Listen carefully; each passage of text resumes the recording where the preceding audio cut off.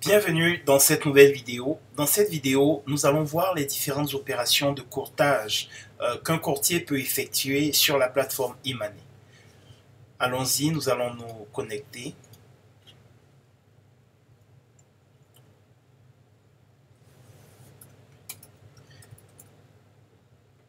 Vous le constatez, je change de compte. Je passe au compte GBP, donc Great British Pound Broker A, parce que ce compte a été déjà configuré pour une opération qui n'a pas encore été le cas sur le compte du courtier canadien. Donc je vais utiliser le compte du courtier en Great British Pound. Donc quand on vient sur l'onglet utilisateur ici, on a la catégorie courtage. Donc premier élément, quand nous venons ici, nous voyons des membres assignés.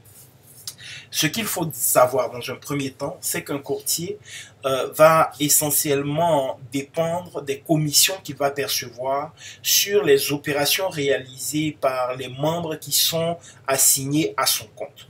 Donc, chaque fois qu'il va créer un nouveau compte, chaque fois qu'il va enregistrer un nouvel utilisateur, par défaut, cet utilisateur va être assigné au courtier. Donc, lorsque l'utilisateur va faire des opérations et qu'il y aura des frais, il y a une commission qui est reversée au courtier. Donc, pour créer un nouvel utilisateur, le courtier, lui, a la possibilité de créer autant d'utilisateurs qu'il veut. Il va venir ici sur membre assigné. Et là, il va choisir la catégorie de l'utilisateur qu'il veut créer. On va dire un utilisateur final, par exemple. User en dollars canadiens. Et là, il va rentrer toutes les informations nécessaires pour créer le compte.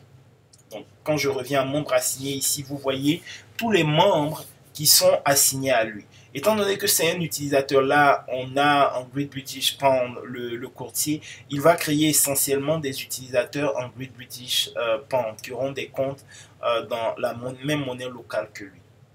Essentiellement, c'est ce qui va se faire, mais également, il a la possibilité de les créer dans d'autres comptes si tel est le cas et si tels sont les clients qui viennent à lui. Ici, dans Accès client, vous avez l'inventaire, vous avez ici tous les points de vente mobiles qui sont enregistrés dans le système. On le voit ici, le commerçant A, donc GBP commerçant A un point de vente mobile qui lui est assigné. Mais ça a été retiré, vous voyez l'état retiré. Mais dans le cas où c'était actif, c'était ici dans le point de vente mobile, dans Accès client, que vous pourrez voir l'ensemble des opérations, l'ensemble des points de vente mobiles existants dans le système et à quels marchands ils sont attribués.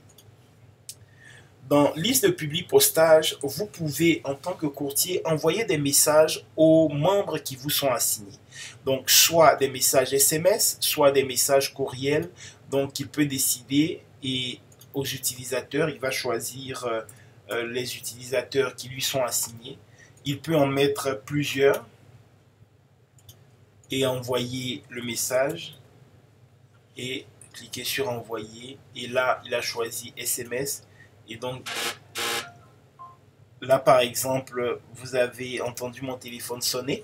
C'est le message que j'ai reçu. Donc, chaque fois que cela est fait, il y a directement l'envoi qui est effectué.